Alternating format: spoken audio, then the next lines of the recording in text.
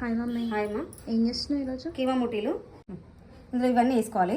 ఉల్లిపాయ, పచ్చిమిర్చి, ఎల్లిపాయ, అల్లం, కరివేపాకు, కొత్తిమీర, పుదీనా ఇవన్నీ ఇందులో వేసేసుకొని మిక్సీ చేసుకుందాం. 250 గ్రామ్స్ నేను కీమా తీసుకున్నా. ఉప్పు, కారం, పసుపు, గరం మసాలా, ధనియాల పొడి, జీలకర్ర ఇవి కూడా ఇందులో అన్నీ వేసేసుకొని మిక్స్కి వేసుకోవాలి. ఇవన్నీ ఇట్లా కలిపేసుకొని మిక్సీలో వేసుకోవాలమ్మా. మిక్స్కి వేసేసినామా మెత్తగా. ఒక 2 టేబుల్ స్పూన్ అంతా పుట్నాల పప్పు మిక్స్కి వేసి పెట్టుకున్నామా. ఇందులో కలుపుకోవాలి మనం. ఇది ఆయిల్ అంటించుకొని రౌండ్గా చేసుకోవాలమ్మా.